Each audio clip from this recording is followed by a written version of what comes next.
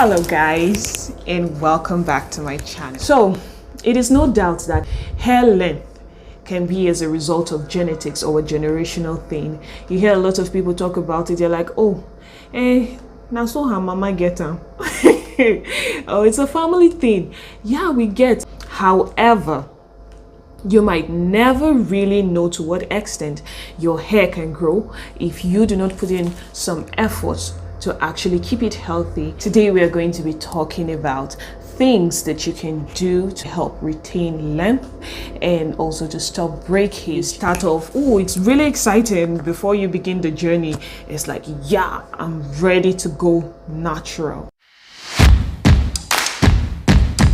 And you begin and suddenly it's like, oh my God, what is going on? So you feel like your hair has stopped growing. You feel like, okay, maybe this was a bad idea. Maybe you've just been doing some things wrong and you just need to adjust them to see how well your hair can grow. And this is actually by treating your hair right so you can have a very healthy hair journey.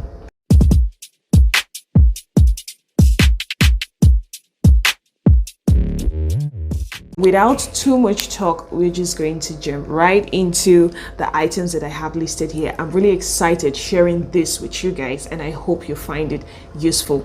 So the first I'll be talking about is detangling and sectioning your hair before washing.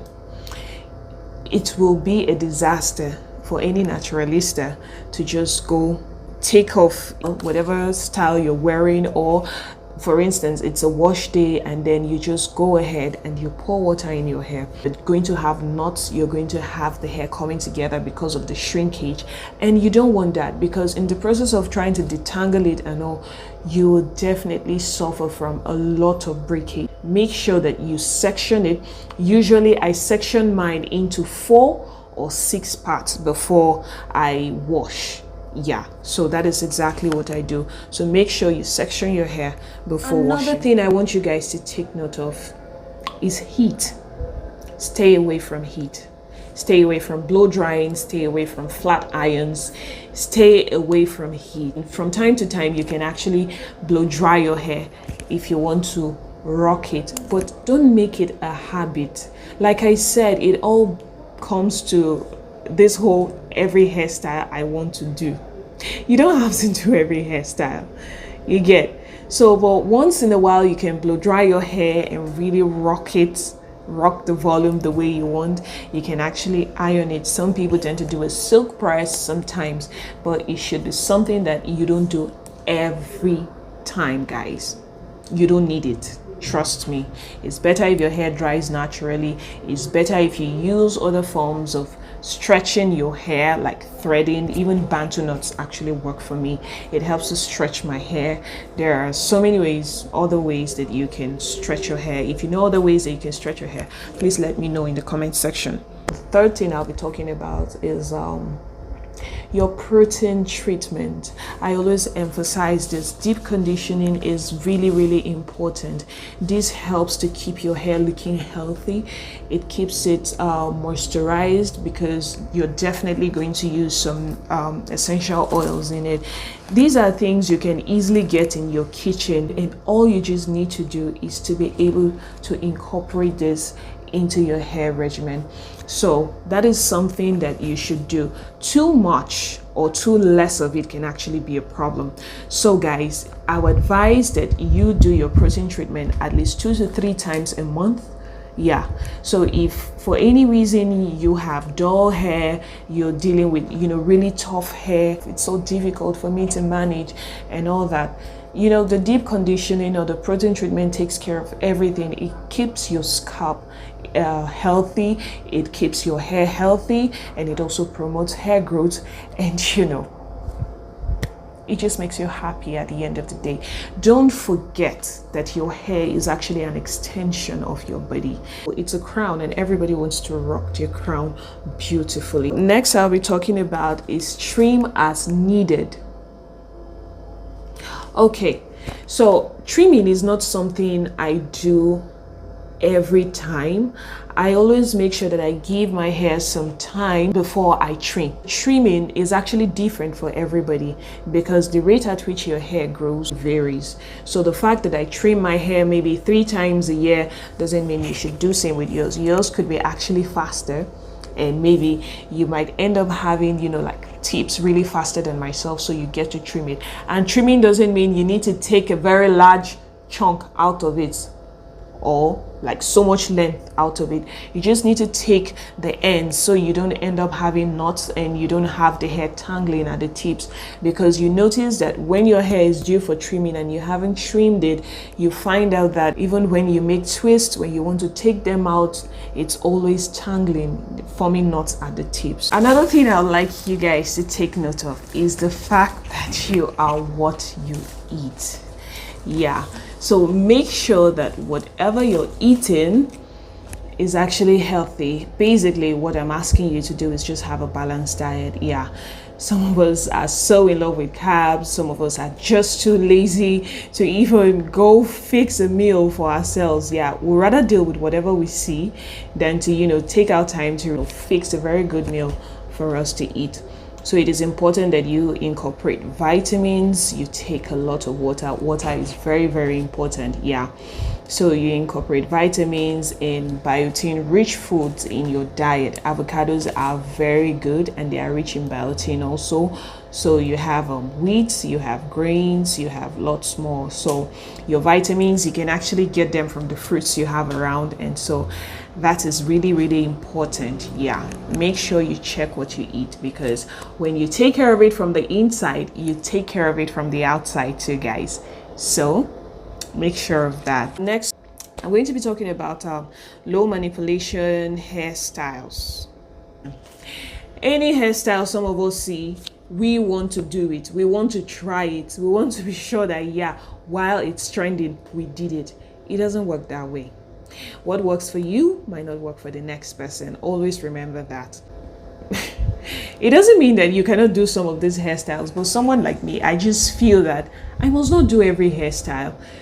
Of course, I actually make Ghana braids, but if I'm doing them, I make sure that there is a little brush before the addition begins. So this actually helps prevent the front hairs from going off. If you know you have really soft hair in front here, be very careful and stay away from these hairstyles. There are so many alternatives. As a naturalista, you can rock twists, you have twist outs, you have cornrows that you can make while you rock a wig. I hear people say, if I have the length of your hair, I won't bother making it, or I won't bother wearing wigs. Sister, you will, because it is a very good way to help you retain length. Yeah, because when you have your cornrows, for me, that is like the best time for me. When I rock my cornrows and a wig, I'm able to make my applications at night before I go to bed. Whatever mixtures I have put together in my lab, yeah, I actually apply them, and it's a very, very good time for me to be able to get length. So I treat my hair, and at the same time I'm rocking a protective hairstyle, and it just works. Another thing you need to take note of, not everybody should make your hair. Not everybody makes my hair. So sometimes it's not about the hairstyle, it's about the stylist that made the hair. Some people make your hair and you can't sleep. Some make your hair and you end up with fever. Some make your hair and all you have is this hotness on your head. Yes, I've actually had that experience, and it is not nice. Even after taking out the hair, your scalp will ache for days. So stay away from such hairstylists. Find a particular hairstylist and stick to that person. Clean hair and clean scalp is actually very, very important. When you use products in your hair, they actually build up. When you sweat, you also have little sweat in your hair, and so these things build up, and it's important that you wash your hair and keep it clean from time to time. When you clog your pores, you prevent them from absorbing other cool products that you put into the hair, and so this prevents hair growth. So it is important that you keep your hair clean and you keep your scalp clean. When my hair is due for washing, I always have headaches. I told a friend of mine this and she's like, oh, Diana, you started again. You know, she was giving me that look. But it's a fact. That's what happens when my hair is due for washing and I'm being stubborn about washing it. So guys, let me know how you can tell that your hair is due for washing in the comment section. And if you don't have headaches, let me know. Do you get a rash, something? Just let me know. Or some of you is as we go, nothing changes until you feel like. Please let me know. I'm interested in knowing all that too. Hand in hair syndrome. Ladies, we love our hair. Some of us love it so much. We are addicted to hair touching. We touch it when we're happy. We touch it when we're excited. When we want to feel sexy, yeah, we touch it. We just love to touch it. Please, you're not doing your hair any good, okay? Stop it. I know of someone who can't keep her hands off her hair. For some, it's just a bad habit. So she tries her best. Most times I always tease her about it and she's like, hey, see, I've made my cornrows, I'm rocking my wig no more. But you see those cornrows, once the wig goes off, she'll begin to pick it from the middle. And that is bad because you're actually breaking the hair. Yeah, so if you have hand in hair syndrome, please quit. If you want to feel sexy for whoever, there are so many ways to go about it. If you love your hair and you adore your crown as much as you seem like you do, keep your hands out of your hair, sweetheart. It's very important. We'll also be looking at patience and consistency is really key. Some of us just want to begin and fly to the top. Like I said, it's different for everybody. Keep an open mind. Be actually optimistic about it. And just understand that my hair is different from the next person. Okay? You might have similar textures, yeah? But just keep an open mind and be consistent. It's not about buying products. You can buy products that you don't use. You can actually take your time and even make products that you don't use. If you know very well you're not the consistent type, please, I beg of you, it is important that you take time to moisturize your hair. You take time to, get the best sulfate-free shampoos or homemade shampoos or leave-in conditioners, hair butters, whatever works for you. It is important that you find what works for your hair. For me, I would say as my hair grew longer, I noticed that what worked for me before seemed really different from what my hair needed with increase in length. So, and this can only happen if you try out products. If you don't try stuff, you will never know. For some people, aloe vera is very good for the hair. Some rice water works for them. Just find what works for you. Do not be lazy about it.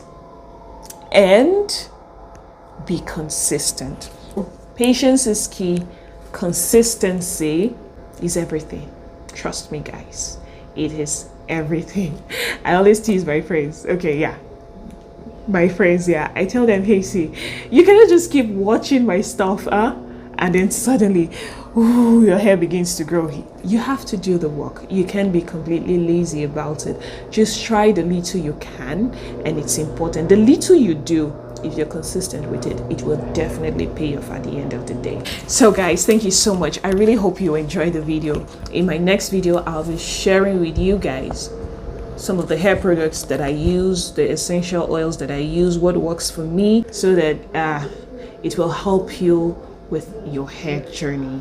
Thank you guys so much for watching. Don't forget to like, share, and subscribe, and I'll see you in my next video. Don't forget, be patient and consistent. Damn, I'm really rocking lashes today. It's a lot of lashes, man. They're so long. I feel like I won't have the confidence to rock this if I have to step out of my house. But since I'm in front of the camera, I think I can actually get away with it, right, guys? And yeah, I will call this a bold lip. Most times I don't rock bold colors on my lip, but I think it's not so bold. But for me, I can call this bold, but I will try to do bolder lips next time. So going all out. the size of my eyes. It's not gonna stop me. Yeah. Tell me what you think about my lashes. What you think about the lips and the look today.